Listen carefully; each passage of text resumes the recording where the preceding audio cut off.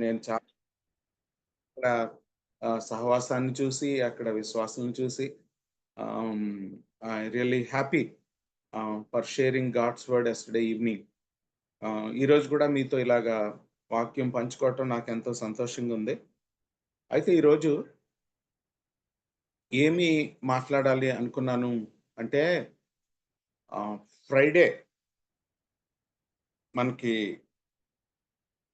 3 గంటలకి దాదాపు 3 గంటల టైంలో యేసుక్రీస్తు ప్రభువారు ఆయన తల వంచి ఆహ్, తన ఆత్మను దేవునికి వినయంతో అప్పగించాడు అనే దగ్గర ఆపాం. అయితే ఫ్రైడే 3 గంటల దగ్గర నుంచి యేసుక్రీస్తు ప్రభువారు ఆదివారం ఉదయాన్నే పునరుద్ధానుడే లేచే వరకు ఆ మధ్య బైబిల్ ఏం చెప్తుంది అనేది మనం చూద్దాం. అయితే నేను ఈరోజు కొంచెం మిమ్మల్ని ప్రశ్నలు గూడా వేయాలని అనుకుంటున్నాను. మీరు బైబిల్స్ దగ్గర పెట్టుకుంటే తప్ప నా ప్రశ్నలకు జవాబు ఆహ్, చెప్పటం కొంచెం కష్టం. బాగా బైబిల్ తెలిసిన వాళ్ళైతే చెప్పొచ్చు. ఆహ్, అందుకని దయచేసి మీరందరూ గూడా బైబిల్స్ దగ్గర పెట్టుకోవాలని కోరుకుంటున్నాను. ఆహ్, హ్మ్. ఆహ్, బైబిలు కొంతమంది ట్రెడిషనల్ చర్చెస్‌లో ఈరోజు సైలెంట్ సాటర్‌డే అని కార్యక్రమం పెట్టుకుంటారు. Silent Saturday. Is it really silent? God is silent? Or are we supposed to be silent on this? అసలు మనం ఈరోజు నిన్న అంతా కూర్చొని నేర్చుకున్న దాన్ని రేపు పునరుద్ధాన దినానికి ఎట్లా సిద్ధపడాలి ఈ సైలెంట్ సాటర్‌డే? ఇలాంటి ప్రశ్నలు కొన్ని ఉన్నాయన్నమాట. What it really mean by silent Saturday? What really happened one Jesus Christ died? యేసుక్రీస్తు ప్రభువారు చివరి మాట పలికి చనిపోయిన తర్వాత అసలు ప్రకృతి ఎలా స్పందించింది? కొంతమంది మనుషులు ఎలా స్పందించారు? ఆయన బరియల్ ఎలా జరిగింది?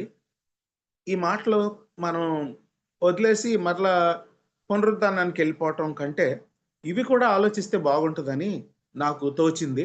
అందుకని మీతో నేను పంచుకుంటున్నాను.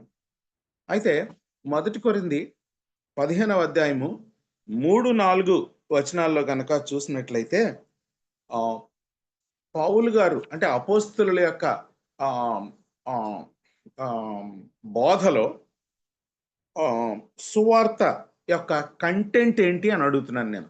సువార్త యొక్క కంటెంట్ ఏంటి? మీరే చెప్పాలి.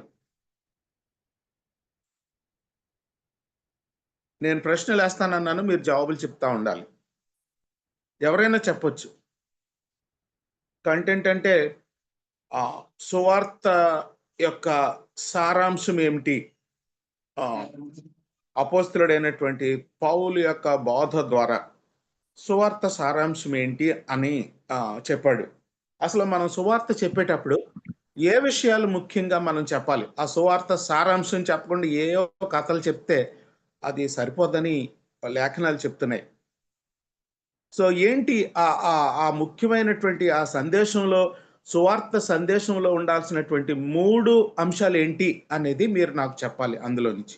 మరి ఇంక ఎక్కువ టైం తీసుకుంటే చాలా టైం పడతది. అందుకని మీరు త్వరగా చెప్తే నాకు సంతోషం. బ్రదర్ నేను చెప్పనా అండి? చెప్పండి సిస్టర్. లేఖనముల ప్రకారము క్రీస్తు మన పాపముల నిమిత్తము మృతి పొందెను, సమాధి చేయబడెను, లేఖనముల ప్రకారము 3వ దినమున లేపబడెను. అంటే 3 అంశాలు ఏంటి అంటే నంబర్ 1 డెత్ ఆఫ్ క్రైస్ట్. క్రీస్తు ప్రభువారి యొక్క మరణం. రెండోది సమాధి చేయబడ్డారు. బరియల్. లేఖనముల ప్రకారము 3వ దినమున లేపబడెను. అంటే ఈ 3 కూడా లేఖనం ప్రకారంగానే. అందుకనే 2 సార్లు రాశారు లేఖనాల ప్రకారంగానే. లేఖనాల ప్రకారంగా సువార్తలో ఈ 3 అంశాలు ఖచ్చితంగా ఉండాలి. మొట్టమొదటిది ఏంటంటే యేసుక్రీస్తు వారి యొక్క మరణం. రెండోది యేసుక్రీస్తు ప్రభు వారి యొక్క భూస్థాపితం. మూడోది యేసుక్రీస్తు ప్రభు వారి యొక్క పునరుద్ధానం.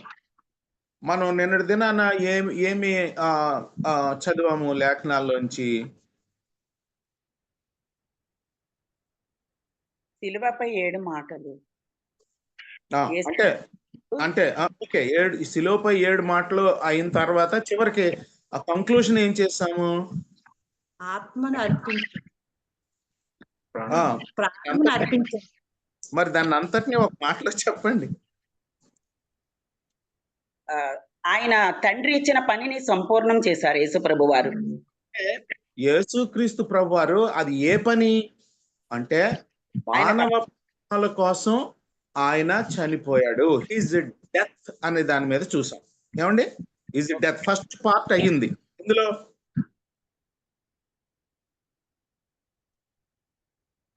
సువార్త కంటెంట్ లో నిన్న ఫస్ట్ పార్ట్ స్టడీ చేసాం. Yes or no? Yes.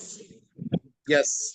Now we are going to study the second part. Not only second part, ఆ సెకండ్ పార్ట్ కి అసోసియేట్ అయినటువంటి సంగతులు కూడా మేము చూస్తున్నాం. యేసు ప్రభు వారి యొక్క మరణం తర్వాత ఈ బరియల్ కార్యక్రమం ఎలా జరిగింది, ఈ బరియల్ కార్యక్రమానికి ముందు మరణించిన తర్వాత కొంతమంది మనుషులు ఎలా స్పందించారు, కొంతమంది అది ప్రకృతి ఎలా స్పందించింది అనేది ఈ రోజు ముందు చూద్దాము. How some of the people have responded and how the creation has responded for the creators death. సృష్టికర్త యొక్క మరణానికి సృష్టి ఎలా స్పందించింది? యేసుక్రీస్తు ప్రభు వారు సృష్టికర్త కాదా? అవునండి, సృష్టికర్త. ఏ వచనాల్లో ప్రకారంగా? కొలసీ పత్రిక ప్రకారంగా. ఆయన లేకుండా ఏది లేదు. యోహాను సువార్త 1వ అధ్యాయం ప్రకారంగా ఆయన సృష్టికర్త. ఈ వచనాల ప్రకారం అంటే నేను అడిగే ప్రశ్నలకు ప్రతిసారి ఒక్కలే కాకుండా ఒకళ్ళ వెంబడి ఒకళ్ళు నాకు జవాబులు చెప్తే నేను సంతోషిస్తాను. సో యేసుక్రీస్తు ప్రభు వారు ఒక సృష్టికర్త అయిన ఆ త్రియేకంలో ఆ దైవము మానవ రూపంలో ఈ లోకానికి వచ్చి మానవ పాపం కోసం పరిహారం చెల్లించాడు. అది నిన్న ఆయన యొక్క మరణాన్ని గురించి, ఆ యొక్క శిలువ మరణాన్ని గురించి నిన్న చూచాం. ముఖ్యంగా ఆ శిలువ మరణంలో 7 మాటలు అనేది పార్ట్. అయితే మొత్తానికి అంతటికీ కూడా నిన్న ధ్యానించిన విషయం ఏంటంటే శిలువ మరణం. ఇది సువార్త యొక్క ప్రాముఖ్యమైనటువంటి మొదటి అంశము. అవునా కదా? కొరింథీయులకు రాసిన పత్రిక 15వ అధ్యాయం 3-4 ప్రకారంగా. ఇప్పుడు పాపములు అంటే ఇంకొక ప్రశ్న వేస్తాను. మరి చాలా మంది మంచోళ్ళు చాలా మార్టర్స్ అయ్యారు. మార్టర్స్ అంటే వాళ్ళు త్యాగం చేశారు మనుషుల కోసం. ఫర్ ఎగ్జాంపుల్ చరిత్రలో చాలా మంది మార్టర్స్ అయ్యారు. యేసు ప్రభు యొక్క రాకడ ముందు ప్రవక్తలు కూడా మార్టర్స్ అయ్యారు. మరి వాళ్ళ రక్తం సరిపోదా? యేసు ప్రభు రక్తమే ఎందుకు మానవ కోటికి పాప ప్రక్షాళన? ఎవరన్నా అడిగారు అనుకో, మనం ఏం జవాబు చెప్తాం? చాలా మంది మార్టర్స్ అయ్యారు, చాలా మంది చనిపోయారు, చాలా మంది రక్తం కూడా కార్చారు, మంచోళ్ళే. అయితే యేసు రక్తం ఇవే ఎలాగూ మనకి మన పాపాలకి పరిహారం అని ఎవరైనా అడిగారు అనుకోండి, మీరు ఏం జవాబు చెప్తారు చెప్పండి. యేసు ప్రభు మరణం గురించి ఒక చివరి మాట చెప్పేసి నేను రెండో పార్ట్కి వెళ్తాను. ఎవరైనా చెప్పాలి. ఎవరో ఒకళ్ళే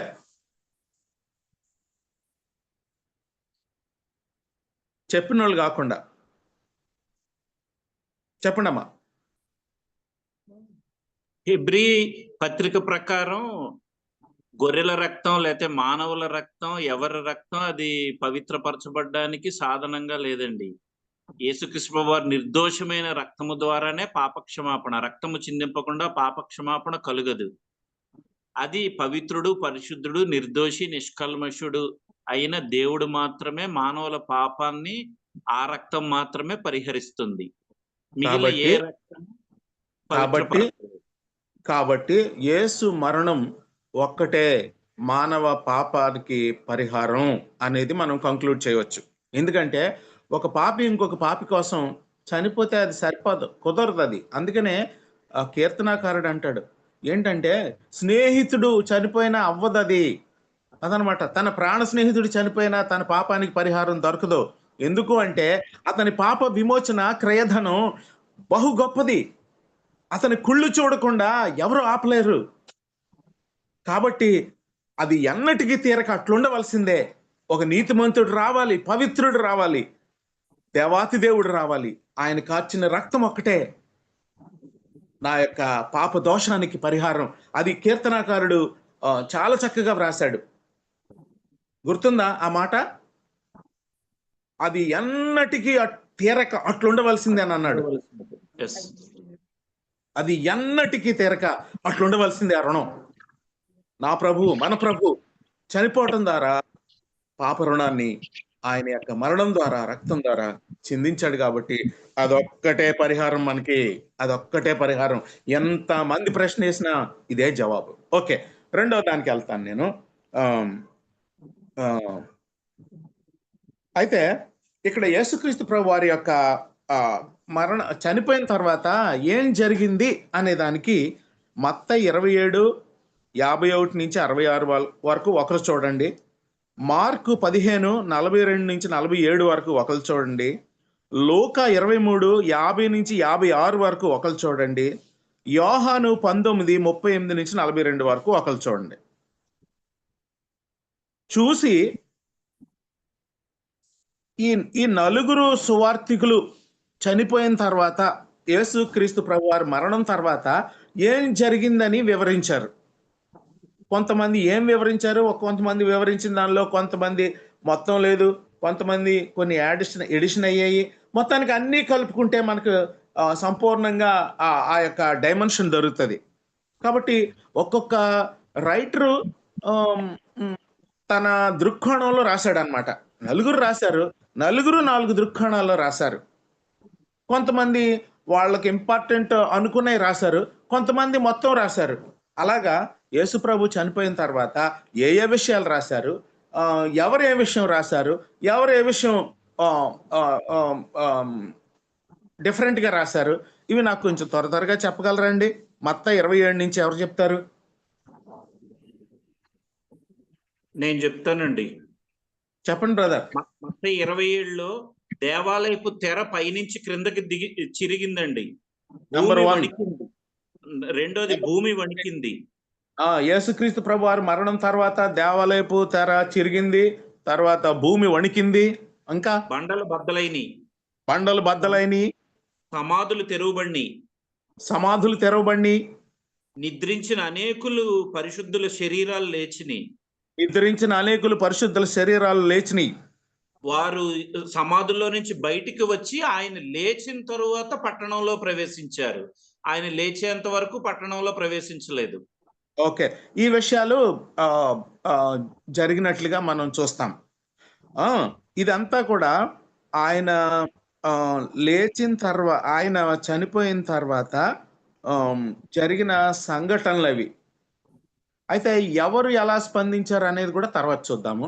యాక్చువల్గా మార్క్ ఏం రాశారు మరి, అది ఇంకొకరు చెప్పండి. మార్క్ రిఫరెన్స్ చెప్పండి ఒకసారి. 42 నుంచి 47 అండి, 15వ అధ్యాయం.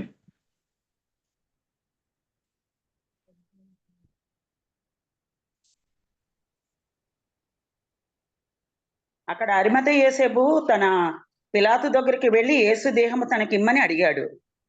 మరి అరిమత యోసేపు ఇక్కడ డెడ్ బాడీని అడిగినట్టు మరి మత్తయిలో లేదా? మత్తయిలో లేదు కదండి. ఉందండి 57లో. మరి అదే అడుగుతున్నాను. మరి ఆయన రాశాడు, అంటే బరియల్ ముగ్గురు రాశారు. అయితే యేసుప్రభు చనిపోయిన తర్వాత జరిగే ఈవెంట్స్ గురించి మాత్రం మత్తయి ఎక్కువ రాశాడు. ఒప్పుకుంటారు కదండి? అవునండి. సరే, ఇప్పుడు నేను మార్కులో రాస్తున్నాను, మత్తయి రాయని చెప్పండి. ఇందులో మార్కులో మత్తయి గారు రాసి 15:33లో మధ్యాహ్నం మొదలుకొని 3 గంటల వరకు ఆ దేశమంతటా చీకటి కమ్మెను. అదొకటి ఎక్స్ట్రా. యేసు ప్రభు మరణించిన తర్వాత జరిగిన సంఘటనలో మొత్తం అంతా చీకటి కమ్మింది అనేది అక్కడ రాసిబడి ఉంది. Okay, thank you. ఇంకేమన్నా మా అత్తయ్య గారు రాయనివి మార్క్ గారు ఏమన్నా రాసినవి ఉంటే చెప్పండి. అంతటి యేసు గొప్ప ఏంటమ్మా?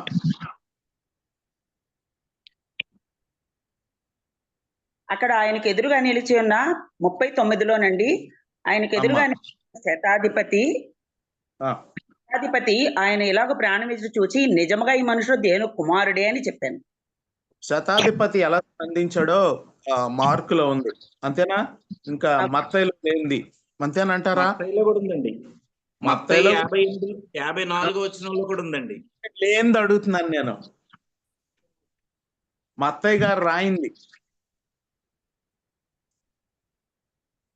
తర్వాత చూడండి, నేను జస్ట్ మీకు ఒక చిన్న ఎక్సర్సైజ్ లాగా ఇస్తున్నాను, మీ అంతటి మీరు చక్కగా చదువుతారని. తర్వాత లూకా 23:50-56 వరకు.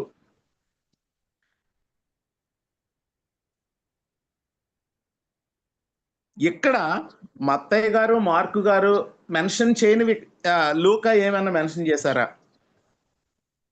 ఎక్స్ట్రాగా? యోసేపు గురించి ఎక్కువగా రాయబడిందండి. అరిమత్తయి యోసేపు గురించి. కొద్దిగా ఆయన తాలూకు ప్రొఫైల్ ఇచ్చాడు ఈయన, అంతే కదండి? అవునండి. ఇక్కడ ప్రొఫైల్ ఇవ్వలేదు, జస్ట్ అరిమత్తయి యోసేపు అన్నాడు అంతే. ఇక్కడ కొంచెం లూకా, ఎందుకంటే ఆయన చరిత్రకారుడు అండి. ఎవరు? లూకా అండి. హిస్టోరియన్ కాబట్టి ఆయన కొంచెం డీటెయిల్స్కి వెళ్తాడండి. ఆయన ఆ ప్రొఫైల్లోకి వెళ్ళి ప్రొఫైల్ చెప్పాడు. ఎవరిది? అరిమత్తయి యోసేపుది. ఇక జాన్ దగ్గరికి వచ్చేసేసరికి 19వ అధ్యాయంలో 38-42 వరకు ఈయన జాన్ గారు ఈ ముగ్గురు మెన్షన్ చేయనివి ఏమన్నా మెన్షన్ చేస్తారో చెప్తారా?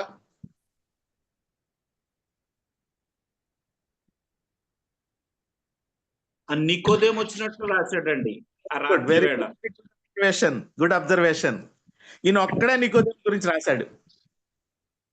అంటే అరిమత్తయి యోసేపుతో పాటు ఈయన కూడా బాడీని దించి మోసుకొని క్లీన్ చేసి, తర్వాత అరిమత్తయి యోసేపు గారు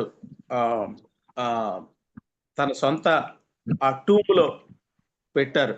సో ఆ నికోదేము గురించి, ఆ నికోదేము అంటే ఏ నికోదేము కూడా రాశాడు. ఆ రోజు రాత్రి వెళ్ళాడు కదా యేసు ప్రభు దగ్గరికి, ఇలాగా అంటే స్పష్టం. ఓకే, ఇంకేమంటే చెప్పండి. వెరీ గుడ్, బాగా చెప్పారు. అక్కడ తోట గురించి రాశారండి. ఓకే, తర్వాత ఇంకొక అబ్జర్వేషన్ మీరు చేయాలండి. ఏంటంటే టైమ్ ఆఫ్ బరియల్ మీరు చెప్పగలరా? ఎవరు రాశారో టైమ్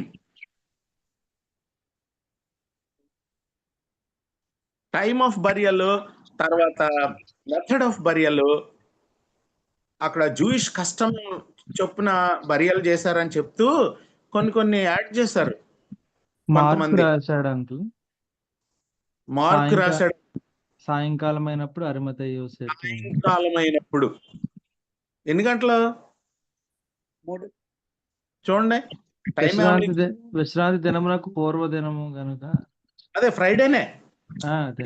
ఫ్రైడే అండి. ఈ నిన్న జరిగిన ఈవెంట్స్ ఇవన్నీ కూడా అవునండి. ఫ్రైడే బరియల్ జరిగిందండి.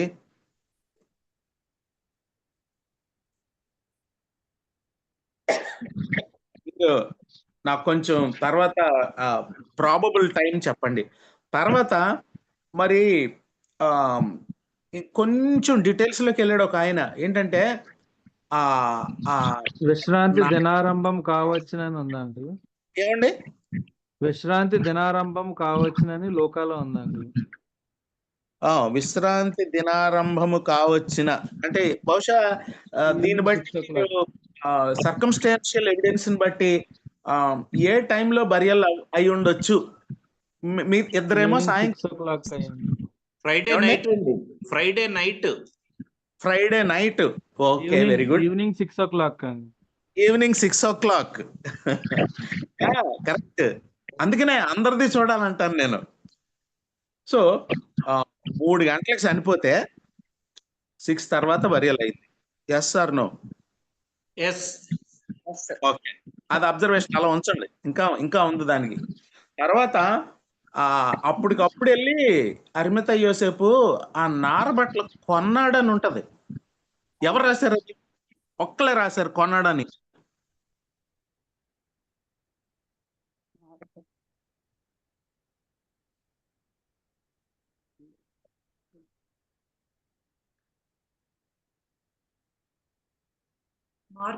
మార్క్ రాశాడండి. మార్క్ ఒక్కడే మార్క్ ఒక్కైనా రాశాడు వెళ్ళి కొనుక్కొచ్చాడని. అంటే కొనకుండా ఎలాగొస్తాయి అంటే ఎందుకో పరిశుద్ధాత్మ దేవుడు ఆ మాట రాయించాడు, వెళ్ళి కొన్నాడని. ఓకే, దీనికి ఈ ఓన్లీ అబ్జర్వేషన్సే నేను చేస్తున్నాను. తర్వాత కంక్లూషన్స్కి వద్దాం తర్వాత. ఏమండి, సరేనా? ఓకే అండి. తర్వాత ఇంకో ప్రశ్న వేస్తాను నేను. ఈ చనిపోయిన తర్వాత అసలు స్త్రీలు అక్కడ ఏం చేస్తున్నారు, శిష్యులు అక్కడ అక్కడ అక్కడ వాళ్ళు అసలు ఆ సమీపంలో ఎక్కడన్నా కనపడ్డారా ఆ బాడీ దగ్గర? తర్వాత రోమన్ గవర్నమెంట్ ఏమనుకుంటుంది, తర్వాత జనరల్ పబ్లిక్ ఏమనుకుంటున్నారు? మనకేమన్నా క్లూ తెలుస్తుందా? లేకపోతే ఆ క్లూ తెలియకుండా కొంత మనం గ్రహించగలం? చెప్పాలి, త్వరగా చెప్పాలి. మరి నాకు మీరు చెప్తే చాలా బాగుంటది. జనరల్ పబ్లిక్, ఇప్పుడు ఫర్ ఎగ్జాంపుల్ మనకి తెలుగు రాష్ట్రాల్లో ఒక ఈవెంట్ జరిగింది. ఈవెంట్ అంటే జరగరాంది. మరి అటు పబ్లిక్ స్పందిస్తున్నారు, ఇటు డిసైపుల్స్ స్పందిస్తున్నారు, అటు గవర్నమెంట్ స్పందిస్తుంది కదా అండి. మరి అన్ని రంగంలోకి దిగిపోయి, ఎందుకంటే ఫేమస్ పర్సన్. అలాగే యేసుక్రీస్తు చనిపోయిన తర్వాత అండి, సో రోమన్ గవర్నమెంట్ ఎట్లా స్పందించింది, తర్వాత శిష్యులు ఎక్కడున్నారు, అన్నదమ్ములు ఎక్కడున్నారు, ఆడవాళ్ళు ఎక్కడున్నారు? కొంచెం త్వరగా చెప్పాలి నాకు. ఆడవారైతే దేవుని సమాధి దగ్గరికి వచ్చారండి. మరియా సమాధి దగ్గర. మీరు జవాబు చెప్పారు, thank you very much. Next వాళ్ళకి ఆపర్చునిటీ ఇద్దాం. శిష్యులు అయితే అక్కడ లేరండి. శిష్యులు ఎవరు రాలేదు. వీళ్ళే దేవుని వార్త చెప్పారు. ప్రభువు వీళ్ళ చేత స్త్రీలకే ఆ ధన్యత ఇచ్చారు. శిష్యులు ఎక్కడున్నారు అనేది ఏమైనా క్లూ ఉందా 20వ అధ్యాయంలో యోహాను సువార్తలో?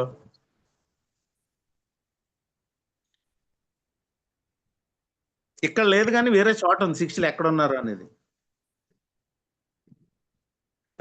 రేపు నేను మెసేజ్ లో చెప్తాను. ఏంటంటే శిష్యులు తలుపులు వేసుకుని లోపల ఉన్నారు భయపడిపోయి. అవునండి, ఉన్నారు. ఎవరింటి వాళ్ళు వెళ్ళిపోయారు. ఈవెన్ సిలువేసేటప్పుడు కూడా అక్కడ ఎక్కడ శిష్యులు కనపడలా. ఎందుకంటే నెక్స్ట్ టార్గెట్ వాళ్ళే, రోమా గవర్నమెంట్ కి. అందుకే భయం. ఓకే, స్త్రీలు అక్కడే ఉన్నారు. అసలు నలుగురు సువార్థికులు కూడా ఎవరిని, ఒక అమ్మాయిని వదిలిపెట్టలేదండి. ఎవరమ్మాయి? మరియా. ఆమెను వదిలిపెట్టలేదు. ఆమె అలాగే ఎదురుగా కూర్చుందట. ఎందుకంటే కృతజ్ఞత. ప్రభు తన జీవితంలో దిక్కులేని జీవితం అది మార్చాడు. కృతజ్ఞత వదిలిపెట్టట్లేదు. సుగంధ ద్రవ్యాలు పట్టుకుని కూర్చొని ఉంది అక్కడ. ఎప్పుడు ఈ విశ్రాంతి దినం అయిపోద్దా, నాకు మనసారా నేను ఆ యొక్క అంత్యక్రియలు చేసుకుంటాను అని. ఓకే, ఇదండి. ఒక పక్క స్త్రీలు, ఒక ప్రక్క శిష్యులు. ఆ శిష్యులు కండిషన్స్ ఎలా ఉంటాయి అంటే ఒక రకంగా గిల్ట్ అన్నమాట. అరే, నా ప్రభు కోసం నేను అన్ని మాటలు మాట్లాడాము, ఆయన డెడ్ బాడీ దగ్గర మేము లేకుండా అయిపోయింది, ఒకవేళ అక్కడ ఉంటే రోమన్స్ మమ్మల్ని తీసిపోతారేమో అని అసలు డైలమా పాపం వాళ్ళకి. ఒక పక్క అక్కడ ఉండలేరు, రూమ్ లో ఉంటే అక్కడ సెల్ ఫోన్లు లేవు, బయట ఏం జరుగుతుందో తెలియటానికి. వాట్సాప్లు ఉండవు, బయట ఏం జరుగుతుందో తెలియటానికి. రూమ్ లో ఉండిపోయారు, మెసేజ్లు ఉండవు, ఏం జరిగిందో. సో అది శిష్యుల బాధ, శిష్యుల యొక్క షాక్, శిష్యుల యొక్క భయం. ఓ ప్రక్క శిష్యులు అలాంటి పరిస్థితిలో ఉన్నారు. తర్వాత రోమ గవర్నమెంట్ ఏమనుకుంటుంది అంటారు? ఇంక ఇతని పని అయిపోయింది అనుకుని ఉంటారు. అవునా కదా? అవునండి. మనం చేయవలసింది చేసేసాం అనుకుని ఉంటారు. అవునంటారా కాదంటారా చెప్పండి? అవునండి. యా రామా ప్రభుత్వం అనుకుంటది ఇంకా మనం చేయజలుకుంది కంప్లీట్ చేసి పడేసామని. ప్రభు పాపం వాళ్ళు ఏమీ చేయలేదు. ఇంకేం చేశారంటే వాళ్ళు, బాబు ఇతను మళ్ళీ లేచిపోతానని చెప్పాడు. చూడు ఎంత భయం వాళ్ళకి, మళ్ళా లేచిపోతానని చెప్పాడు కాబట్టి అన్ని మరి ఇంకా అర్మిత యోసేపేమో రాయపొరులు ఇచ్చాడు. తర్వాత వీళ్ళందరూ వచ్చి చూసుకున్నారు, అఫీషియల్స్ వచ్చి చూసుకుని ఇంక ఈ రాయి సరిపోదు అని చెప్పి సైనికులను కాపలా పెట్టారు. తర్వాత రోమన్ గవర్నమెంట్ తాలూకు సీల్ వేస్తారు. అంత కట్టుదిట్టం చేశారు సమాధిని. అది రోమన్ గవర్నమెంట్ చేసిన పని. ఎంతో కట్టుదిట్టం చేసి పడేశారు సమాధిని. ఇదండి. ఇంకా అదర్స్ ఏంటంటే ఇంకొక ఆయన రాశాడు, రొమ్ము కొట్టుకుని కొంతమంది అయ్యయ్యో అయ్యయ్యో అని వెళ్ళిపోయారంట. అది ఎవరు రాశారండి? ఎందుకంటే అది పస్కా పండుగ దినం కదండి. యెరూషలేములో చాలా మంది బయట వాళ్ళు కూడా వస్తారా రారా పండగకి? వస్తారు. వాళ్ళందరూ కూడా చూసుంటారు ఇది. సో ఇక్కడ అటు స్త్రీలు ఎలా స్పందించారో చూసాము, ఇటు శిష్యులు ఎక్కడ కనబడలేదు. మరి ఫ్యామిలీ మెంబర్స్ అండి?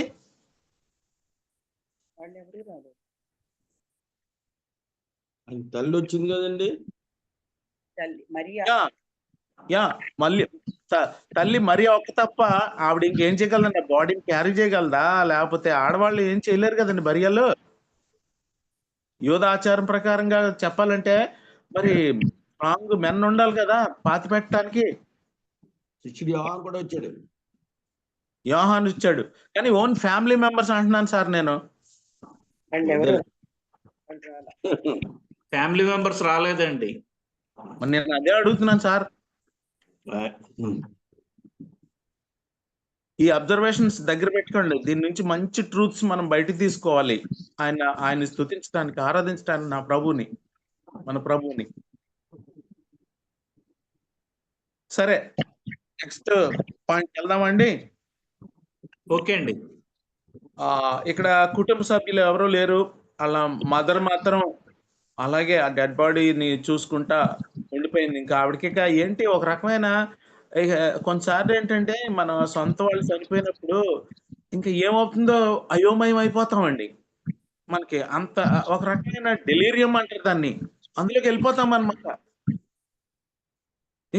ఇంక నిస్సత్తువ స్టేజ్కి వెళ్ళిపోతాం అనమాట. ఇంకేమి చేయలేము. ఎవరు కనపడరు, ఏడుపు కూడా రాదు ఆ టైంలో. బహుశా అలాంటి స్టేజ్లో వాళ్ళ అమ్మ ఉందేమో. కానీ ఇలాంటి సిచ్యువేషన్ లో ఆ డెడ్ బాడీ దగ్గర ఎవరెవరు ఉన్నారని చూసాము. ఆ డెడ్ బాడీని ఎవరు తీసుకున్నారో, ఎవరు పర్మిషన్ తీసుకున్నారో అనేది కూడా ఈ నలుగురు కూడా చాలా చక్కగా వ్రాసారు. తర్వాత ఇందాక సహోదరుడు చెప్పినట్టు సృష్టికర్తకు ఈ సృష్టి ఎలా స్పందించింది అనే దానికి చూసినట్లయితే చీకటైపోయింది. ఐ డోంట్ నో, సూర్యుడు వెలవెలపోయాడు. ప్రకాశించడానికి చూడలేదు సృష్టికర్త. చావుకి తెర చినిగింది. యాక్చువల్ గా మీరు హెబ్రీలు రాసిన పత్రిక 10వ అధ్యాయం కనుక తర్వాత చదివితే, పరిశుద్ధ స్థలానికి అతి పరిశుద్ధ స్థలానికి ఆ ప్రీస్ట్ యాజకుడు వెళ్ళటానికి సంవత్సరానికి ఒకసారి వెళ్తాడు. అది కూడా మరి తన కోసం, ప్రజల కోసం ఆ రక్తాన్ని చిందించి అప్పుడు లోపలికి వెళ్తాడు. అంత జాగ్రత్త తీసుకుంటేనే లోపలికి వెళ్ళటానికి అవుద్ది. No access.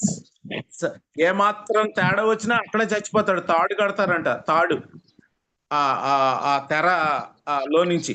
ఆ తెర దాటి లోపలికి వెళ్తాను కదా. ఆ కట్టెన ఎప్పుడు ఎలాంటి కట్టెన మన ఇళ్లలో వేసుకునే కట్టెన కాదు సార్.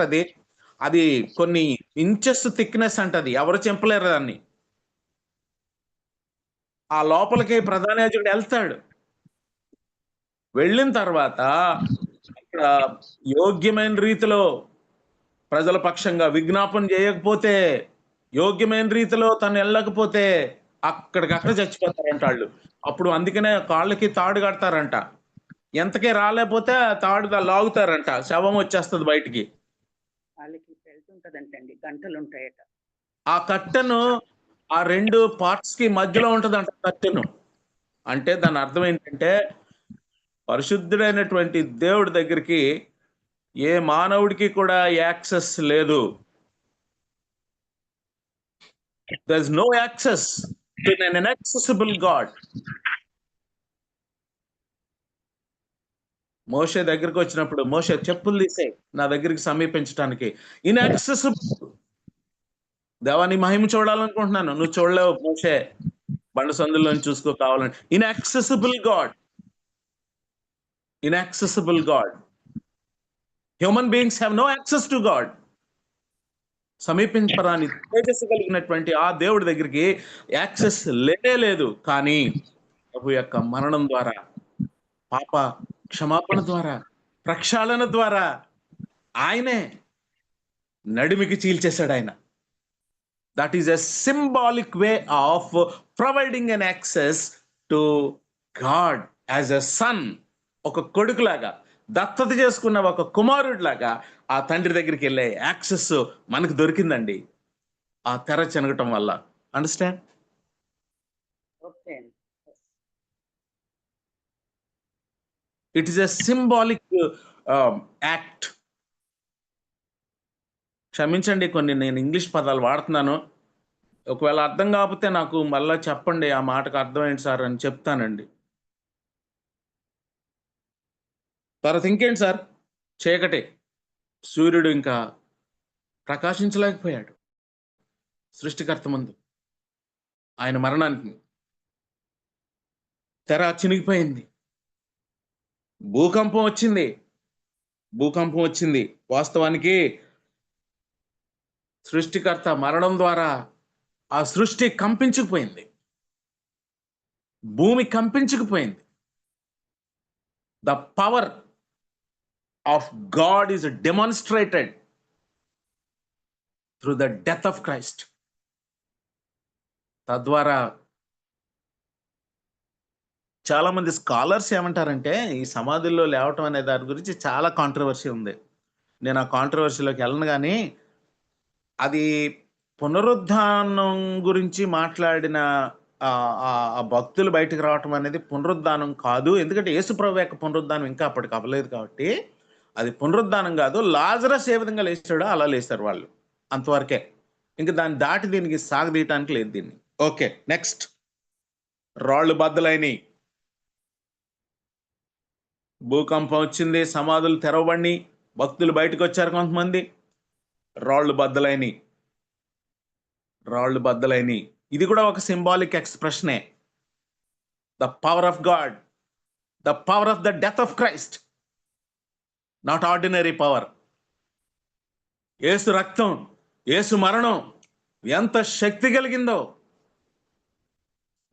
మనుషులు ఎంత చేతకాని మాటలు మాట్లాడినా కానీ, బట్ ఈ సేస్ గాడ్ ఈస్ పవర్. రాళ్ళు బద్దలయ్యే ఆ శక్తి యేసు ప్రభు యొక్క రక్తంలో.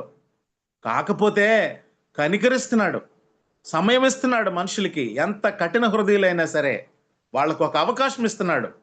బహుశా ఈ యూట్యూబ్లో వీటిల్లో ఎంత భయంకరంగా మాట్లాడొచ్చు ప్రభువు గురించి, కానీ అలాంటి వారికి కూడా ప్రభు ఒక అవకాశం ఇస్తున్నాడు. ఆయనే అవకాశం ఇస్తే మనమేమరమండి వాళ్ళని వ్యతిరేకంగా మాట్లాడడానికి? ఆయన యొక్క రక్తం, ఆయన యొక్క మరణం రాళ్ళ లాంటి హృదయాల్ని బద్దలు చేయగలదు, బ్రేక్ చేయగలదు. That is the power of the blood of Jesus Christ.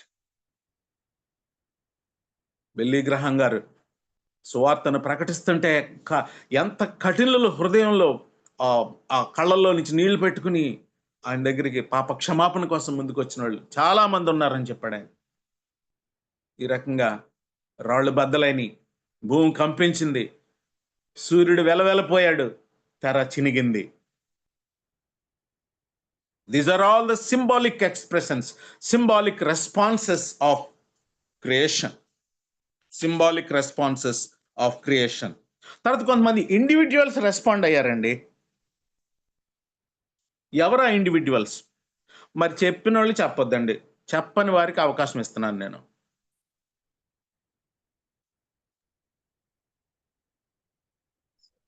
మాట్లాడాలి. శతాధిపతి.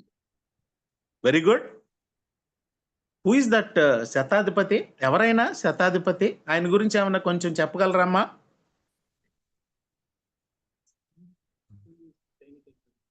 అక్కడ లేదు కానీ అడుగుతున్నాను నేను. సైనికులందరికీ అధిపతి.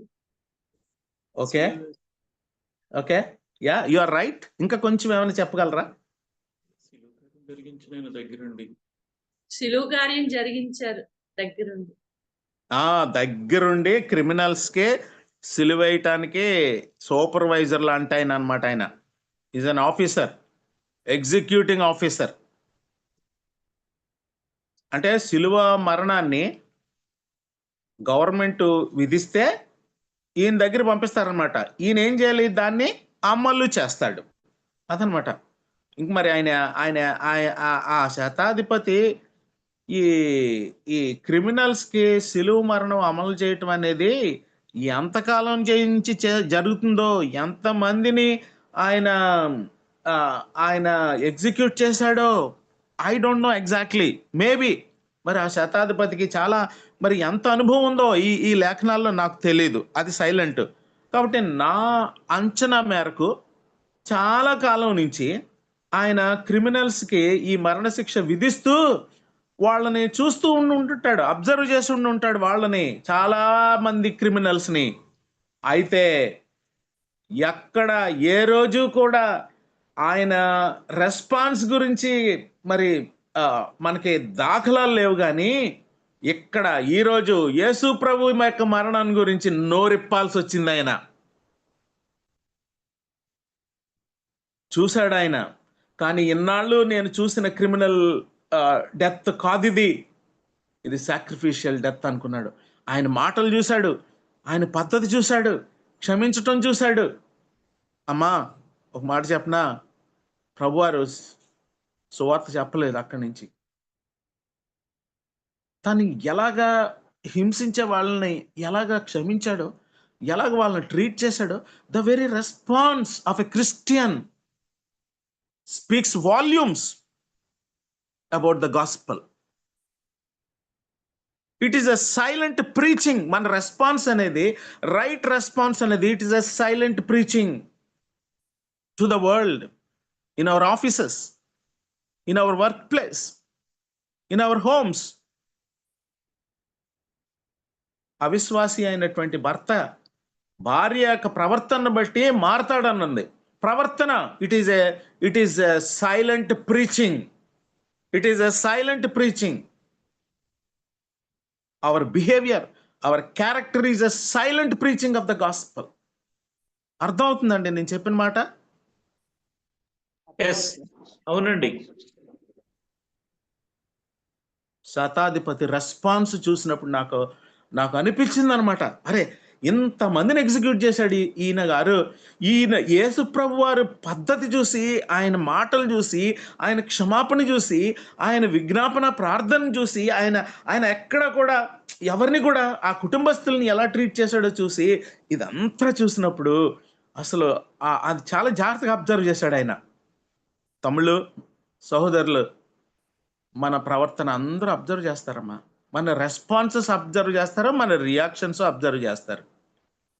చూడలేదు అనుకోవద్దు. మన పిల్లల దగ్గర నుంచి, మన భార్యలు, మన భర్తలు, మన కుటుంబస్తులు అందరూ అబ్జర్వ్ చేస్తారు మనం ఎలాగ ప్రవర్తిస్తున్నామో, ఎలా రెస్పాండ్ అవుతున్నామో, ఎలా మాటలకి మాట ఎలా స్పందిస్తున్నామో. ఫైనల్గా నిజమైన శిష్యుడు ప్రభువు దగ్గరికి రావాలి. మన ప్రవర్తన చూసి ప్రభువులాగా మనం ఇతరుల పట్ల రెస్పాండ్ అవటం ద్వారా ప్రభు దగ్గరికి ఎంత కఠినమైన శిక్షణ అమలుపరిచే ఆ హృదయంతో ఉన్న ఆయన కూడా మరి నిజంగా ఈయన దేవుడు. ఆ చుట్టుపక్కల సైనికులు కూడా ఒప్పుకున్నారు ఆయనతో పాటు కొంతమంది. What a response. శతాధిపతి. ఓకే, ఇంకెవరండి?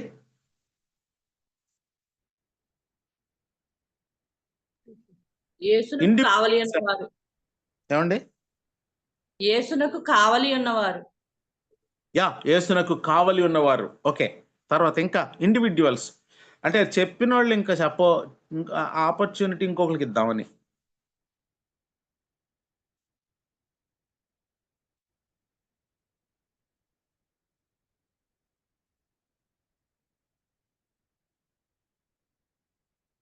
చెప్పండి. ఈయన ఒక్కడేనా ఆ డెడ్ బాడీ దగ్గరికి తెగించి వచ్చిన వాళ్ళు? ఇద్దరున్నారుగా, చెప్పండి అమ్మా.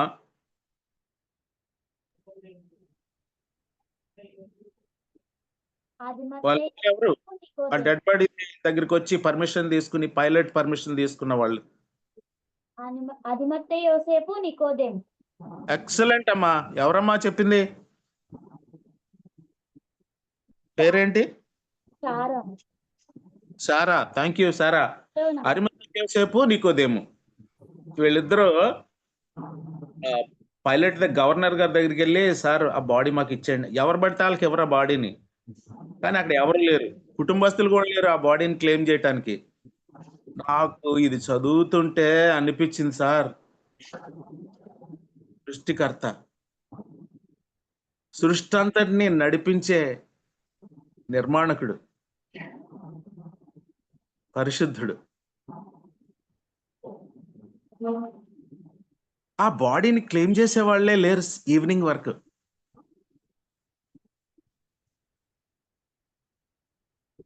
నీకోసం నా కోసమే కదా. మొత్తానికి ఒక ఆయన తెగించాడంట. ఎవరైనా?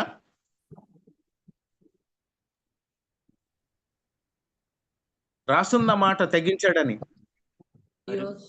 అరిమతయి యోసేపు. మొత్తానికి ఒక ఆయన తెగించాడు, అరిమతయి యోసేపు. అసలు అరిమతయి యోసేపు ఇంతవరకు పిక్చర్ లో కనపడ్డా యేసు ప్రభు యొక్క జీవితంలో? లేదు, అసలు కనబడలేదు. ఎక్కడ అడ్రస్ కనబడలేదు. ఈయన నికోదేము కూడా ఎక్కడ కనబడ్డాడు అసలు? ఫస్ట్ లో యోహాను సువార్త 3వ అధ్యాయంలో అండి. ఇక్కడ కనపడ్డాడు ఆయన. ఆ తర్వాత మళ్ళీ ఆయన కనపడలేదు. నేను ఎందుకంటే ఈ మాటలు అంటున్నానండి, క్రిస్టియన్ లైఫ్ లోనండి, జాగ్రత్తగా వినండి, ఇక్కడ ఇంపార్టెంట్ విషయం ఇది. క్రిస్టియన్ లైఫ్ లోనండి, no more secret life and no more silent faith. Christian life లో there is no more secret faith and then no more silent faith, except exceptional cases లో తప్ప. ఎందుకంటే మరి కొంతమంది రక్షణ పొందుతారు, వాళ్ళ ఇంట్లో అసలు చంపేస్తామంటారు బయటికి యేసు ప్రభు గురించి నమ్ముకున్న వాళ్ళు మాట్లాడితే. అవి కొన్ని ఎక్సెప్షన్స్ తప్ప, మినహాయింపులు. అవి మినహాయింపులు కాక యేసు ప్రభుని నమ్ముకున్న వ్యక్తి, ఆ విశ్వాసం ఉంచిన వ్యక్తి సైలెంట్ గా ఉండలేడు. ఒకవేళ ఎంతో కొంతకాలం సైలెంట్ గా ఉన్నా దేవుడిచ్చిన టైంలో నోరు ఓపెన్ చేయాలి, యాక్షన్ లోకి రావాలి. అదే చేశారు వీళ్ళిద్దరు కూడా. మేబీ ఇక్కడ కూర్చున్న మన క్రైస్తవ్యంలో మనం చూసే వాళ్ళలో some people, they don't want to appear in the public. They don't want to open their mouth when people ask, అరే ఇలాంటి జీవితం జీవిస్తున్నావు, దీనికి కారణం ఏంటయ్యా, నీ విశ్వాసం ఏంటి అని అడిగినప్పుడు చక్కగా మరి హంబుల్గా కూడా చెప్పలేరు, మాట్లాడరు. కొంతమంది సీక్రెట్గా ఉంటారు ఫెయిత్, కానీ బయటికి రావాలి. వాళ్ళు ఎప్పటికప్పుడు తెగించి బయటికి రావాలి. I don't know the reasons. నాకైతే రీజన్స్ తెలీదు. బహుశా మన ఆంధ్రప్రదేశ్లో కానీ లేకపోతే ఉమ్మడి ఆంధ్రలో కానీ ఒక సమస్య, చాలా వరకు భారతదేశంలోనే. ఎందుకంటే కొన్ని రాయితీల కోసం సీక్రెట్గా ఉండే కొంతమంది క్రైస్తవులు ఉండొచ్చు. పాపం వాళ్ళకున్న సమస్యలు వాళ్ళకు ఉంటాయి. అందుకని నేను ఎక్సెప్షనల్స్ అంటున్నాను నేను. కానీ ఏదో ఒక టైంలో నిలబడి మన ఈ జనరేషన్, ఫస్ట్ జనరేషన్ కాకపోతే సెకండ్ జనరేషన్ లోకన్నా వాళ్ళు తెగించి మరి ప్రభుతో ఐడెంటిఫై చేసుకుంటే బాగుంటుందని అనుకుంటున్నాను. ఏమండి, నేను మాట్లాడే మాటగా అర్థం అవుతుందండి? అవుతుందండి. అర్థం అవుతుంది. క్రైస్తవ్యంలోనండి మరి ఈ సైలెంట్ ఫెయిత్, సీక్రెట్ ఫెయిత్ మరి అవి కాకుండా బయటికి రావాలి. ఇప్పుడు అంద్రయ్య యేసు ప్రభు దగ్గర రాత్రంతా గడిపిన తర్వాత ఉదయం ఎక్కడికి వెళ్ళాడండి? తన యోహాను సోదరుడు సువార్త చెప్పడానికండి. పరిగెత్తుపోయాడు. అంటే క్రైస్తవ విశ్వాసం నోరు మూసుకుని ఉండలేదండి. తన సహోదరులకి ప్రభు గురించి చెప్పాడు. ఆంధ్రయ్య పేరు ఎక్కడ కనబడదో లెటర్స్ లో, కానీ పేతురు కనపడ్డాడు మనకి. పేతురు వెనక ఒక ఆంధ్రయ్య ఉన్నాడు. నువ్వు పెద్ద పెద్ద చేయక్కర్లేదు. ప్రభు కోసం అవసరమైనప్పుడు నోరు ఓపెన్ చేస్తే చాలు. నువ్వు చేయగలిగినది లిటిల్ చేయగలిగితే చాలు. నువ్వు ఆ నార బట్టలు కొన్నాడు ఆయన. తన సమాధి ఇచ్చేయటానికి ఇష్టపడ్డాడు.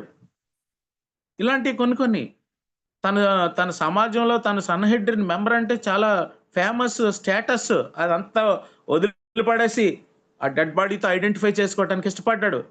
పేరే అన్నదమ్ములే ఐడెంటిఫై చేసుకోవటానికి ఇష్టపడలేదు. ఎవరు కనబడలేదు అక్కడ. కానీ ఈయన వెళ్ళి ఆ డెడ్ బాడీ, ఒక క్రిమినల్ గా చనిపోయిన వ్యక్తితో డెడ్ బాడీని ఐడెంటిఫై చేసుకోవటం అనేది ఎంతో హ్యూమిలిటీ కావాలి. What a humility, what a risk, what a sacrifice, what a cost.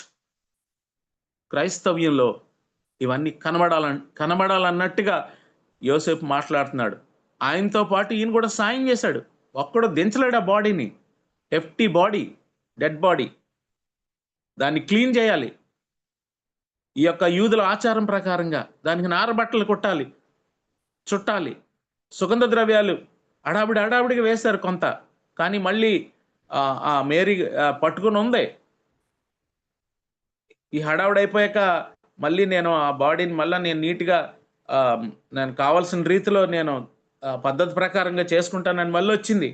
రేపు ఉదయం వస్తుంది.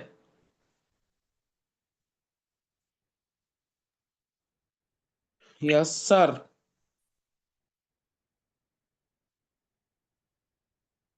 సో ఈ రకంగా మరి సాయంకాలం 6 గంటలకి ఒక రకంగా చెప్పాలంటే మనకున్న దాన్ని ఏమంటారు, సమాచారం ప్రకారం, లేఖనాల్లో దొరికిన సమాచారం ప్రకారం బరియలో చేశారు ఆయన. జూయిష్ ప్రాక్టీస్ ప్రకారంగా వాళ్ళిద్దరూ కలిసి. సో ఇలాగో ఒక పొజిషన్ లో ఉన్న వాళ్ళు ఒక క్రిమినల్ కి డెత్ తో ఐడెంటిఫై ఉన్న ఒక బాడీతో ఐడెంటిఫై చేసుకోవటం ప్రభుకే అది హ్యూమిలియేషన్. బట్ ఐడెంటిఫై చేసుకున్న వాళ్ళకి కూడా హ్యూమిలియేషనే అంటారు. మనల్ని కూడా అంటారు. అసలు వేరే ఫెయిత్ లో నుంచి వచ్చిన అలాంటి దేవుడు ఏంటి అంటారు, మాటలు అంటారు. కానీ తెగించి తన స్టేటస్ అన్ని పక్కన పడేశాడు. జోసెఫ్ గారు సన్హెడ్రిన్ మెంబర్ అంటే చాలా రికగ్నైజ్డ్ స్టేటస్ అంతా పక్కన పెట్టేశాడు. నీతిమంతుడు, అడగగానే ఇచ్చేశారు. అతను ప్రొఫైల్ రాశాడు. ఈ రకంగా సమాధి అయిపోయింది. సో ఈ మళ్ళా నేను వెనక్కి వస్తున్నాను. కొరింథీయులు రాసిన పత్రిక 15వ అధ్యాయము 3-4 వచనాల్లో మనం చూసినట్టుగా సువార్తలో 3 ముఖ్యమైన అంశాలు మనం చూసాము. ఏంటి మళ్ళీ చెప్పాలి? క్రీస్తు లేఖనముల ప్రకారము మన పాపముల నిమిత్తము మృతి చెందెను. లేఖనముల ప్రకారము క్రీస్తు మన పాపం చెందెను. అది అయిపోయింది, నేను ధ్యానించాము. రెండోది సమాధి చేయబడెను. అది కూడా అయిందా లేదా? ఈ రోజు మనం స్టడీలో అయింది. ఏమండి? అయిపోయింది. అది కూడా స్టడీ చేసాం. ఆయన సమాధి చేయబడెను అనేది. లేఖనముల ప్రకారము 3వ దినమున లేపబడెను. 3వ దినమున లేపబడెను. లేపబడెను. అది రేపు స్టడీ చేయబోతున్నాం. Okay, we have studied his death, we have studied his burial. Tomorrow we are going to study his resurrection. అయితే ఇక్కడ నేను 1-2 ప్రశ్నలు వేస్తాను బరియల్ గురించి. ఓకే, జాగ్రత్తగా నాకు సమాధానం చెప్పాలి. యేసుక్రీస్తు ప్రభు వారు చనిపోయాడు పాపాల కోసం, తిరిగి లేచాడు అంటే సరిపోదా? ఈ యొక్క సువార్తలో ఈ థర్డ్ దాన్ని ఏమంటారు, ఈ 3వ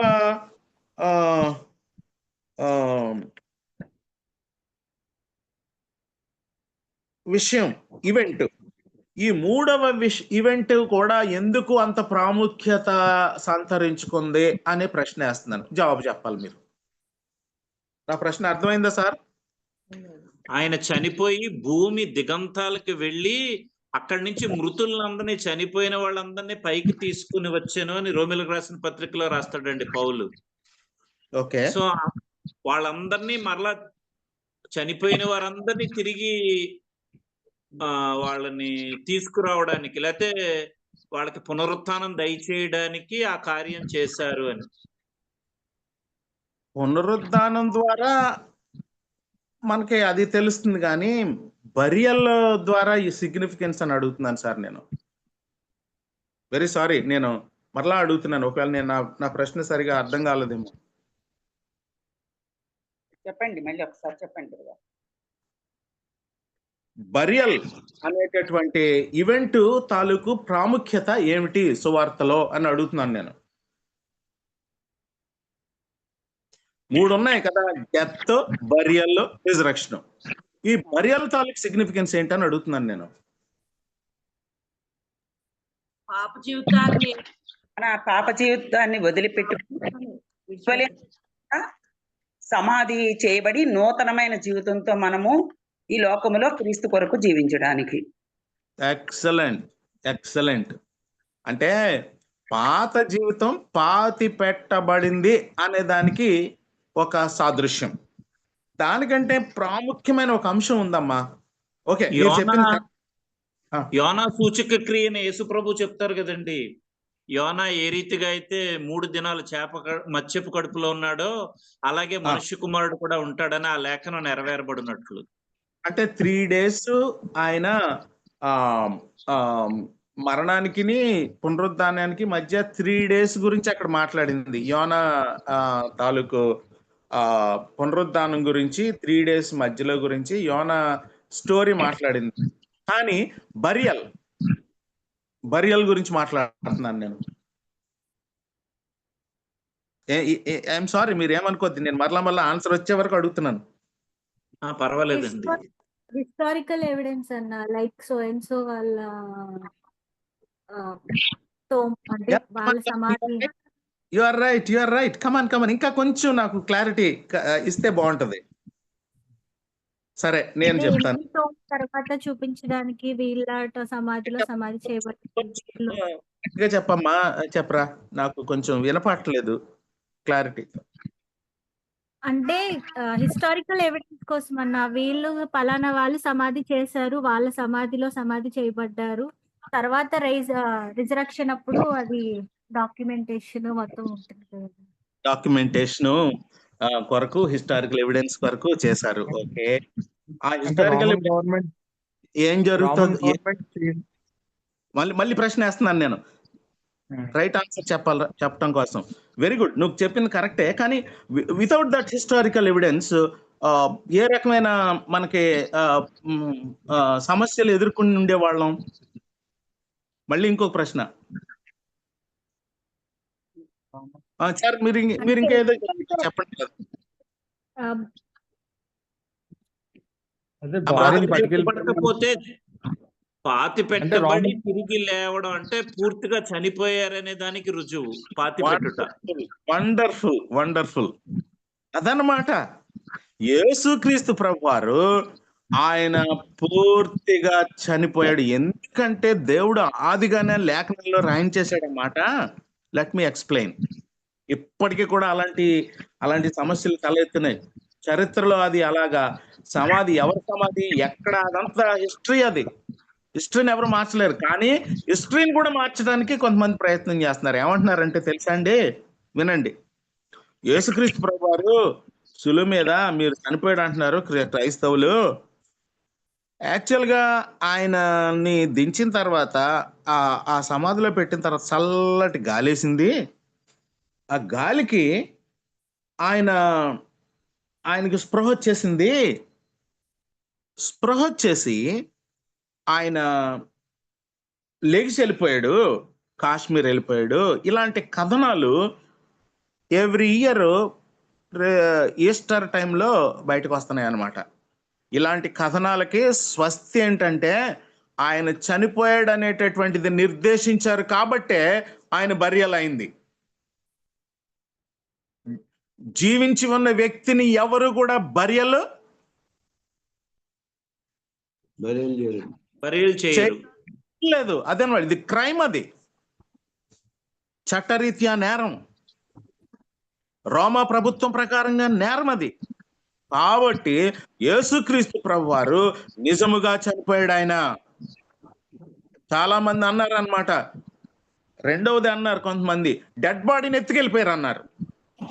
సమాధిలో నుంచి డెడ్ బాడీని ఎత్తుకెళ్ళిపోయారంట. అయితే డెడ్ బాడీని ఎత్తుకెళ్ళిపోతే ప్రజెంట్ చేయమనండి వాళ్ళని. డెడ్ బాడీని ప్రజెంట్ చేయమనండి. They could not present the dead body. It is buried. It is buried. ఒకవేళ తవ్వి కూడా తీయాలంటే వాళ్ళ వల్ల కాదు. 3 రోజులు అయిపోయింది. బరీడ్. కాబట్టి ఇది చారిత్రాత్మక సత్యం. ప్రభువారు పాపముల నిమిత్తము చనిపోయాడని, పాతి పెట్టబడ్డాడని, 3వ దినాన తిరిగి లేచాడని. నంబర్ 1 ఎందుకు సిగ్నిఫికెంట్ అన్నప్పుడు నెంబర్ 1 ఏంటంటే లేఖనాలు నెరవేర్పు. Number 2 historical evidence. ఇది దేనికి, ఇదిగో పలానాయన టూంబ్ ఇది ఎక్కడ, ఈ తోటలో అంటే దానికి చరిత్ర ఆధారాలు ఉన్నాయన్నమాట. రేపొద్దున బరియలు అవ్వలేదు, నిజంగా చచ్చిపోలేదు ఆయన. ఏదో శిష్యులు ఎత్తిపోయారు బాడీని, బరియలు అయినట్టు నటించేశారు. నో. బరియలు అయిన తర్వాతే కదండి దానికి ఒక సీల్ వేశారు, తర్వాత రాయి పొర్లించారు, 2 టన్స్ వెయిట్ ఉన్నది, తర్వాత సైనికులను పెట్టారు. ఇదంతా కన్ఫర్మ్ చేసుకున్న తర్వాతే కదా. కాబట్టి బరియలు అవటానికి, అవలేదు అంటానికి ఎక్కడ కూడా ఆస్కారం లేదు. రెండోది ఏంటంటే బతికుండగా బరియలు చేశాడు అంటానికి ఇంకా ఆస్కారం లేదు. కొంతమంది ఇప్పటికీ కూడా ఆయన బతికున్నాడు, బరియలు చేసేశారు, స్పృహ వచ్చింది, బయటకు వచ్చేసాడు. అసలు అవ్వుద్దండి? బరియలు చేయటం అవుద్దా బతికున్న వ్యక్తిని? కాబట్టి అందుకనే ఇలాంటి పోకడలు తలెత్తకుండా ఈ బరియల్ గురించి కూడా మనం మాట్లాడాలి. So death, burial, resurrection. ఇంకొకటి ఏంటంటే బరియల్ గురించి మన ప్రభు ఎంత హ్యూమిలియేషన్ గురయ్యాడో. ఈవెన్ ఆ డెడ్ బాడీ విషయంలో కూడా there is no one to claim the body. ఎవరు బాడీస్ క్లెయిమ్ చేయకుండా ఉంటారండి మామూలుగా అయితే?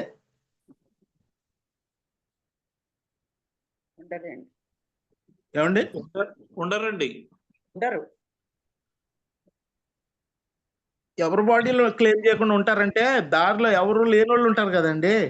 అవునవును. రోడ్డు మీద అన్క్లెయిమ్డ్ బాడీ అంటారు. పోలీసు వాళ్ళు వచ్చి అప్పుడు వాళ్ళు ఎవరో ఒకరు సమాధి చేసేస్తారు వాళ్ళు. అవునండి. సాయంకాలం వరకు there was none to claim the body.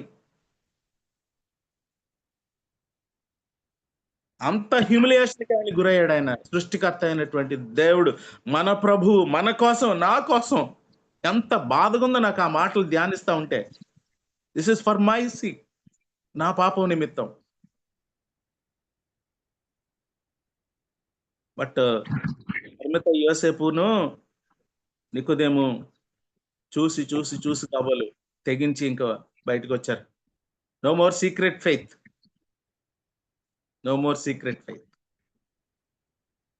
కాబట్టి ఇంకొక విషయం కూడా ఏంటంటే ఈ సమాధి చేయటం అనేది హిస్టారికల్ ఫ్యాక్ట్ మాత్రమే కాకుండా రోమిల్కి రాసిన పత్రిక 6వ అధ్యాయంలో ప్రకారంగా ఆ పౌలు గారు దానికి చక్కటి అన్వయింపించాడు. ఏంటంటే అది ఎలాగా సూచిస్తుంది ఈ యొక్క సమాధి అంటే నా పాత జీవితాన్ని సమాధి చేశాను అనేది బ్యాప్టిజానికి లింక్ పెట్టి అదనమాట.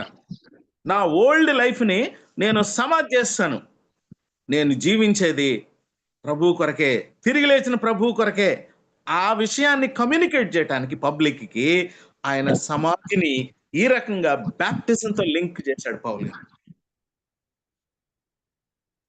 రక్షణ పొందాను కానీ నేను బాప్తిసం తీసుకోలేదు, ఇంకా ఇంకేంటి ప్రార్థన చేస్తానండి నేను?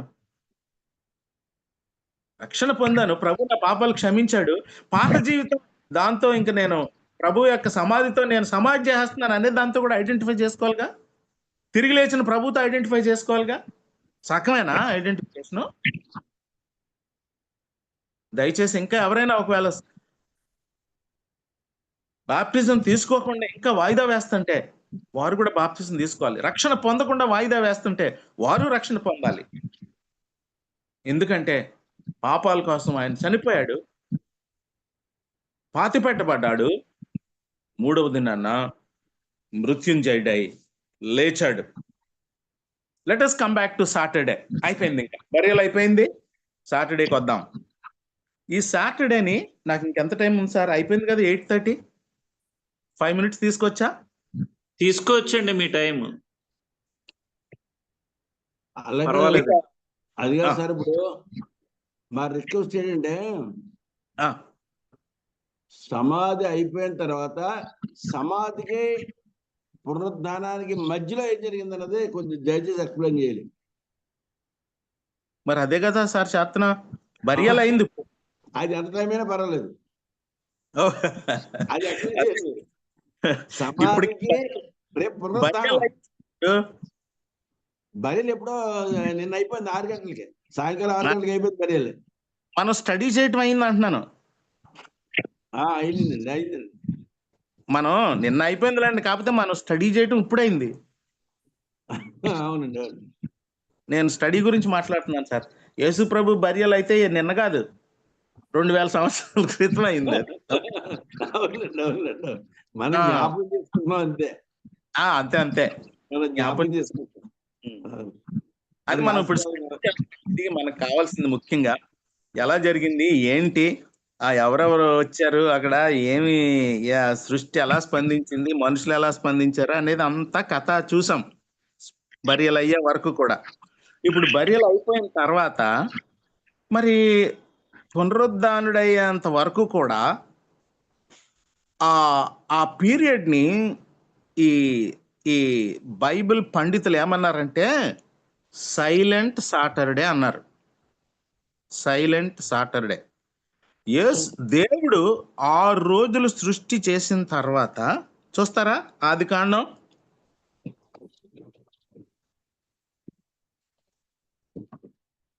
ఎక్కడుంది, ఏ వచనంలో ఉంది? 6 రోజులు సృష్టి చేసిన తర్వాత ఆయన కంప్లీట్ చేసి ఏం చేశాడని ఉంది.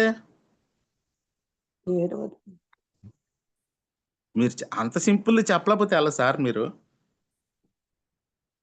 దేవుడు విశ్రాంతి 6 రోజులు తీసుకున్నారు. తాను చేసిన 7వ దినమున దేవుడు తాను చేసిన తన పని 7వ దినములోగా సంపూర్తి చేసి తాను చేసిన తన పని అంతటి నుండి 7వ దినమున విశ్రమించెను. The creation work he completed and he took rest. విశ్రమించెను. ఆ విశ్రమించిన ఆ రోజు ఏం చేశాడు అనేది that was a silent time. రోజు ఏం చేశాడు? It was a silent day. Let us come back to redemption. ఇప్పుడు దేని గురించి మాట్లాడాను నేను? విమోచన. ఇంతకు ముందు ఇప్పుడే ఆదికాండంలో దేని గురించి మాట్లాడాను? 7వ దినమున విశ్రమించారు. సృష్టి గురించి మాట్లాడాను. అవునండి, 6 దినములు చేసి క్రియేషన్ అయిన తర్వాత ఏ విధంగా కంప్లీట్ చేసి ఆయన విశ్రాంతి తీసుకున్నాడో ఉమ్, ఇక్కడ కూడా విమోచన కార్యాన్ని ముగించిన తర్వాత, బరియల్ అయిన తర్వాత ప్రభువు ఆత్మరూపిగా దొంగతో చెప్పినట్టుగా నేడే నాతో ఉంటావు అని మాట ప్రామిస్ చేసినట్టుగా ఆ రోజే, నేడే అంటే ఏ రోజు ప్రామిస్ చేశాడు? ఫ్రైడే. శుక్రవారం. చేశాడు అబ్బాయికి. ఉమ్, ఫ్రైడే నాతో నేడే ఉంటావంతే. పరదేశ్ అంటే కొరింథీయులకు రాసిన పత్రిక, తర్వాత ప్రకటన గ్రంథాల్లో ఇలాంటి వాటిల్లో గనక ఆ మీనింగ్ ని గనక సరిగ్గా అర్థం చేసుకుంటానంట, పరదేశ్ అంటే హెవెన్ అంట. హెవెన్ అంటే Paradise, it is equal to heaven అని రాయబడి ఉంది. కాబట్టి యేసుక్రీస్తు ప్రభువారు మృతదేహం అక్కడ ఉన్నప్పటికీ కూడా ఆయన ఆత్మరూపేణ పరదైసులో ఆయన సైలెంట్గా విశ్రాంతిగా తిరిగి లేచేంత వరకు కూడా, అప్పుడు క్రియేషన్లో ఏ విధంగా ఆ కార్యం పూర్తి చేసి విశ్రాంతి తీసుకున్నాడో, రిడమ్షన్లో కూడా బహుశా ఎక్కడ ఈ మాటలు రాయలేదు, అక్కడ రాసినట్టు, ఎక్కడ జెనసిస్లో రాసినట్టు ఇక్కడ రాయలేదు.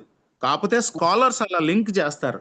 ఏంటంటే ఎక్కడ కూడా ఆయన విశ్రాంతి, ఆ సైలెంట్ పీరియడ్లో ఆ ప్రభువారు ఏం చేశారో అనేది స్పష్టత లేదు అని వ్రాయబడింది. అయితే ఆయన్ని వెంబడించే శిష్యులుగా మనం ఏం చేస్తాము? అప్పటి శిష్యులు ఆయన ఏం చేసి ఉండి ఉంటారు? అది మనం చేయాలి ఇప్పుడు. అప్పటి శిష్యులు ఏం చేసి ఉండి ఉంటారంటే, ప్రభువారు వాళ్ళని ప్రేమించిన విధానం జ్ఞాపకం చేసుకుని ఉండి ఉంటారు. ఆ రోజు సిలువలో త్యాగం చేసిన ఆ కార్యాన్ని జ్ఞాపకం చేసుకుని ఉండి ఉంటారు. Reflection, response, remembering the words of assurance గుర్తు చేసుకుంటున్నారు. ఆయన ఆ దొంగని ఎలా తీసుకెళ్ళాడు, నేను కూడా చనిపోయిన రోజే ఆయన దగ్గరికి తీసుకెళ్తాడు నన్ను, నాకేమీ భయం లేదు. ఇవన్నీ ఆలోచించుకుంటున్నాను నేను ఇది చూసి. ఇప్పుడు చనిపోయిన నాకేం పర్లేదు, ఆయనతో ఉంటాను నేను. నేడే, వెంటనే, మనకి గ్యాప్ ఉండదు ఇంక నాకు. నేడే నాతో ఉంటావు, ఆ మాట చాలు నాకు. ప్రభు మాట ఎంత ఎంత చక్కటి ప్రామిసో, భయం లేని ప్రామిస్ సృష్టికర్త దగ్గర నుంచి నాకు.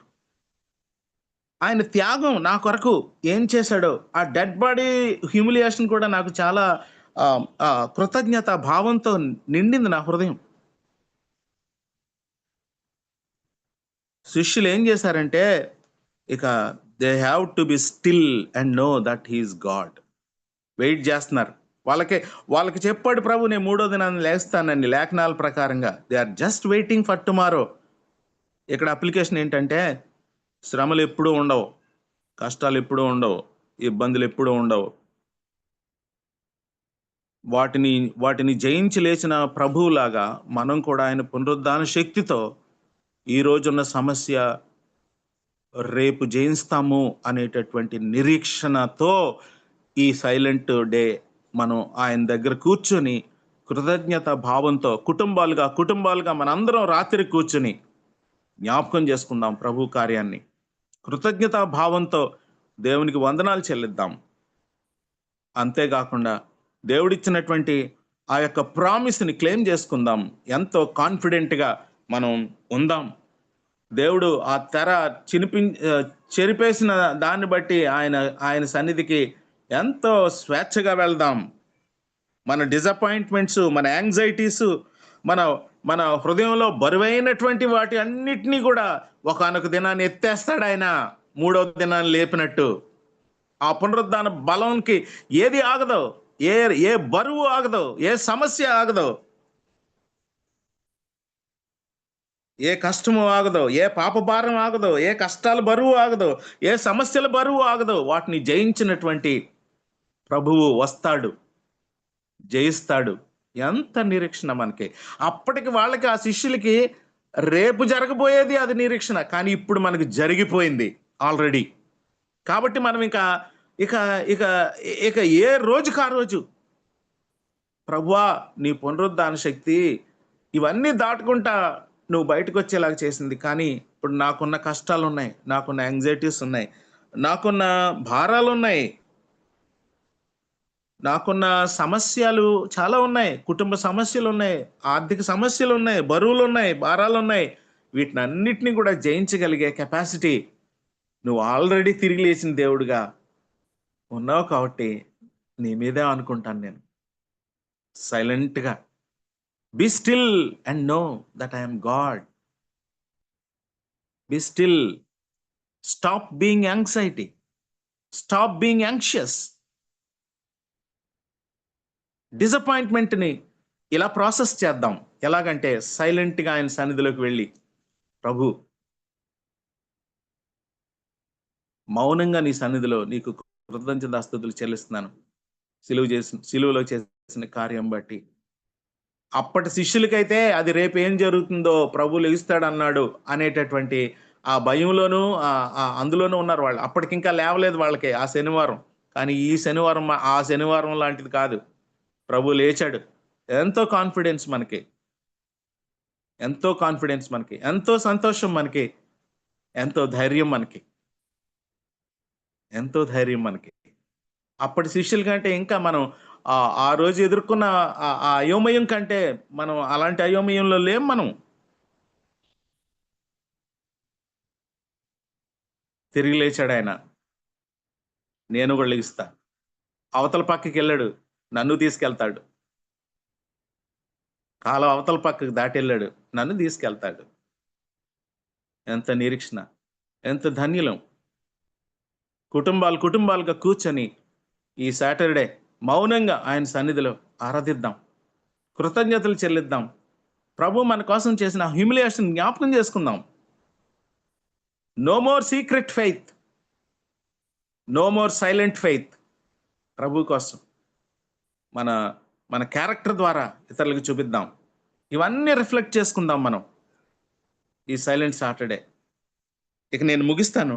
భోజనాలు చేశారో లేదో కానీ భోజనం చేసిన తర్వాత కుటుంబ ప్రార్థనలో ఎంతో సైలెంట్గా, ఎంతో నిరీక్షణతో, భార్యాభర్తలుగా, పిల్లలతో, దేవునికి కృతజ్ఞతతో రేపటి వర్తమానం కోసం ఎదురు చూద్దాం. May God bless you. Okay brother, praise the Lord. Thank you brother. Praise lord.